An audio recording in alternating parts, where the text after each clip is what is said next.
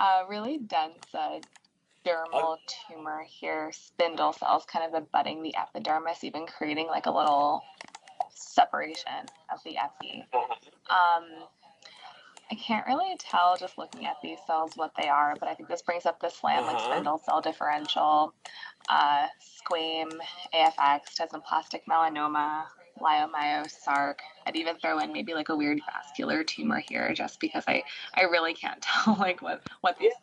Yeah, right. Every once in a while, you can get solid spindled angiosarcoma. So yeah, the SLAM differential, like you said, spindle squame, leiomyosarcoma. They usually don't. They usually look like leiomyosarcomas, but spindle cell melanoma, angiosarcoma, and others, right? And then, of course, if you rule out all those, atypical fibroxanthoma slash pleomorphic dermal sarcoma, which to me are the same tumor. We just give them a different name. If they are big, larger than I think 2 centimeters, have necrosis, perineural invasion, or invade the subcutis, then we call them pleomorphic dermal sarcoma because they have a tendency to be more aggressive when they have those features. If they're small and limited to the dermis, then we call them atypical fibroxanthoma or AFX.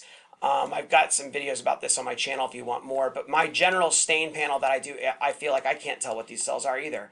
So I, even as a soft tissue pathologist, so I have to do stains. I usually use P63 or P40. Some people don't like that stain, but I like it. And then you can use various keratins. I'm tending to like cytokeratin 5,6, high molecular weight, seems to work the best for me. And then I'll do an S100 or a SOX to rule out melanoma.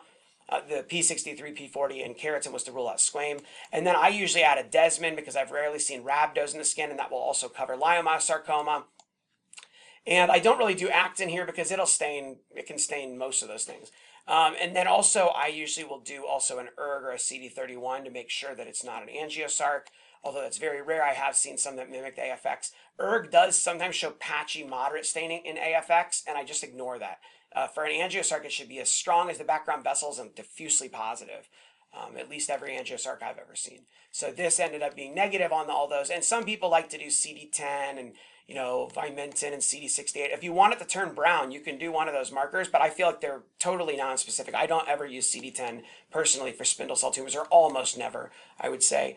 Yeah, I basically do those. And if it's shaved at the top, you have to say, well, it could be AFX or PDS. We can't tell unless we can see how deep it goes. This one looks like it's confined to the dermis probably. Still needs to be excised. But here I can't tell. I would still hedge on that and say, until the whole thing's out, I need to see it. And I always add a comment too, if it goes to Mohs, which a lot of times they do, please save the debulk specimen so it can be examined to see if there's deeper invasion.